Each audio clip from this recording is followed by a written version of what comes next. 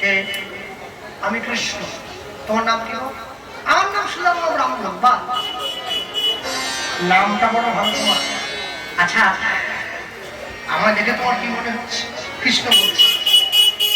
তোমার দেখে কি মনে হবে? তুমি বড় লোকের ছেলে, এত সুন্দর গায়ে গয়না টয়না পরেছ, মাথার চুল টুল করেছ, দেখতে কত সুন্দর। আচ্ছা, এটা সুদামা, আমরা কি পারি না? তুমি গরিবের ছেলে, আমি বড় লোকের ছেলে, আজ থেকে আমরা দুজন মিলে বন্ধু হয়ে যেতে পারি না? সুদামা বলছে, দেখো কৃষ্ণ, চাইলেই তো সব হয় না, সমানে সমানে বন্ধুত্ব হয়। তোমার সঙ্গে আমার তো কোনো দিক দিয়ে সমান হয় না। তুমি গায়ে যে পোশাকটা পরে আছো, আমার বাবা মা সারা জীবনে এত টাকা রোজগারই করতে পারে না, এটা তোমার সঙ্গে আমার কি করে বন্ধুত্ব হবে? গুরুদেব ঘর থেকে বেরিয়ে এসেছে, গুরুদেব ঘর থেকে বেরিয়ে এসে সুদামার কাছে দাঁড়িয়ে বলছে, এই তো কৃষ্ণ আর সুদামা দাঁড়িয়ে, আমি একসঙ্গে দুজনকে দেখতে পাচ্ছি। শোনো, আমি আজ থেকে তোমাদেরকে আশ্রমে কাজের দায়িত্ব দিয়ে দিলাম। কি কাজ? শোনো, কেহ বা ভিক্ষায় যাবে মিলি দুইজন, কেহ বা আনিবে কাষ্ঠ, যাইয়া কানন,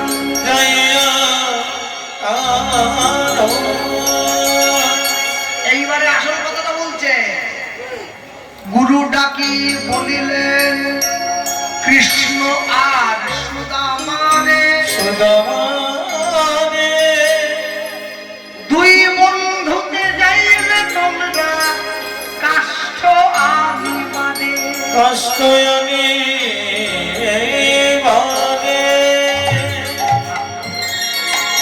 কৃষ্ণ সুদামা দুই বন্ধুকে কাঠ আনতে চলে যাচ্ছে।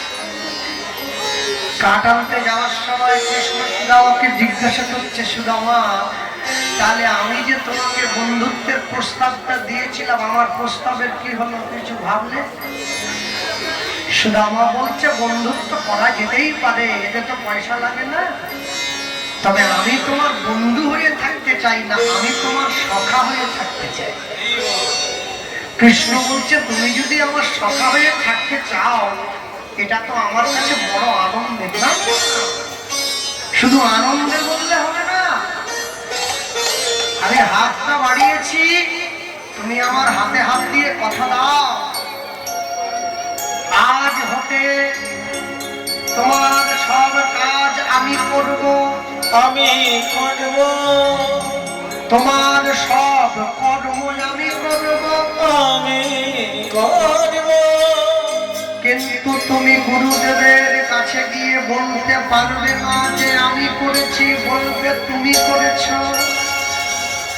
মানে কাজটা আমি করব, কাজের সুনামটা তুমি নেবে, এই হচ্ছে সফল। আমরা কাজ না করে ফল পেতে চাই, আরো কাজ করছে না, কাজ করবে, ও তুমি ফল পেতে চাইছে না। যে কথা বলেছে, সুদামার হাত ধরে কৃষ্ণ গভীর জঙ্গলে প্রবেশ করেছে। আর যখন গভীর জঙ্গলে প্রবেশ করেছে, সুদামা হঠাৎ করে কৃষ্ণকে বলছে, হেঁচা, আমি যে তোর সখা হলাম, তাহলে বন্ধুকে কিছু দিলি না? এমনি এমনি বন্ধুত্ব হবে? দেব তো। বন থেকে ফুল পেড়ে মালা গেঁথে ভগবানের গলায় একটা পরিয়ে দিয়েছে। শুধু মালা দিলে কি হয় রে? এই সুদামা, তোর কোটর থেকে কি একটা সুগন্ধ বেরোচ্ছে? সুদামা বলছে, না না, সুগন্ধ তেমন কিছু নয়, আমার বাবা তো ভিক্ষা করে বাড়ি বাড়ি, ভিক্ষা করে ওই কতগুলো চিড়ে পেয়েছিল, সেই চিড়েটা একটু গুড় দিয়ে মেখে, আমার ঘরে একটা ঠাকুর আছে যাকে কৃষ্ণ বলি আমরা, সে অনেকটা তোর মতো দেখতে, তুই সে আমার মতো দেখতে, হ্যাঁ তোরই মতো দেখতে, নীল রং, কি সুন্দর নীল কাপড় পরে, তোর মতো মাথায় চুলো করে। কৃষ্ণ বলছে তাহলে আমার মতো হয়তো অন্য কেউ থাকতো। হ্যাঁ ঠিক ঠিক, তুই সাথে কি করে, সে তো পাথরের ঠাকুর। তা কৃষ্ণ বলছে তুই সারা জীবন যে ঠাকুরকে পুজো দিয়ে প্রসাদ খেলি, আজ আমাকে একটু সেই প্রসাদ দিবি না? সুদামা বলছে তুই খাবি? কোচর থেকে পুরোলাটা বের করে একটা নাড়ু নিয়ে কৃষ্ণের হাতে দিয়েছে। কৃষ্ণ মনে মনে ভাবছে আমি সারা জীবন সেবা গ্রহণ করেছি, ওটা আমাকেই দেয় বাড়িতে প্রত্যেক দিন, তো জানে না সরল মনে আমাকে প্রসাদ দিতে চাইছে। তা ওর এই ভালোবাসাটার জন্যই তো আমি ওকে সখা বলে মেনে নিয়েছি, না হলে মানতাম নাকি। ভক্তের দ্রব্য প্রভু কেড়ে কেড়ে খায়, অভক্তের দ্রব্য প্রভু ফিরিয়ে আনা চায়। সুদামার হাতে যে প্রসাদটা দিয়েছে কৃষ্ণ মুখের মধ্যে নিয়ে চা, অপূর্ব। দে আর চারটে দিয়ে দে। দেবো তো, গাছের তলায় বস। গাছের তলায় কৃষ্ণ সুদামা একসঙ্গে বসেছে, আর সুদামা কৃষ্ণকে গাছের তলায় বসতে দিয়ে নাড়ুর পটোলাটা দিয়ে বলছে শোন, দুজনের ভাগের কাঠ ভেঙে আনতে হবে, অনেকটা ভাঙতে হবে তো, তুই এইখানে বস, কোথাও যাবি না। তুই রাজার ছেলে, তুই জীবনে কোনোদিন পরিশ্রম করেছিস? হ্যাঁ, আমি গরিবের ছেলে, পরিশ্রম আমি করেছি। কৃষ্ণ মনে মনে ভাবছে পুতনাকে মারতে কষ্ট হয়নি, বাবাসুরকে মারতে পরিশ্রম হয়নি, কংসকে মারতে পরিশ্রম হয়নি, কাঠ ভাঙাটা কি তার থেকেও বেশি পরিশ্রম হবে? তুই না জেনে বলছিস?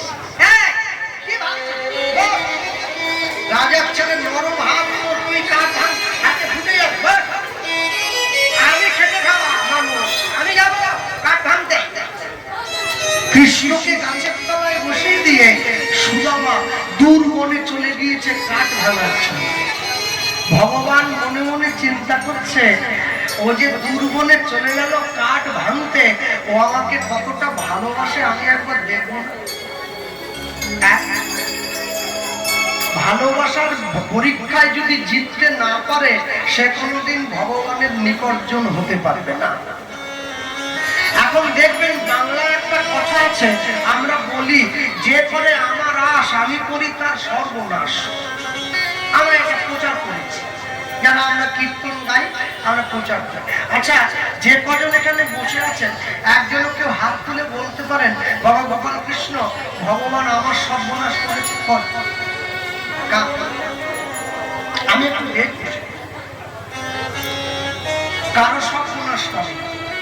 তাহলে আমরা বলি কেন? বলে একে মুখস্থ মান বলে বলে। হ্যাঁ, দাদু বলতো, বাবা বলেছে, আমি বলছি, আমার ছেলে বলবে, আমার নাতিও বলবে। কিন্তু কেউ যদি এসে জিজ্ঞাসা করে কেন বললি, বলে বলতে পারে যে করে আমার আশ আমি করি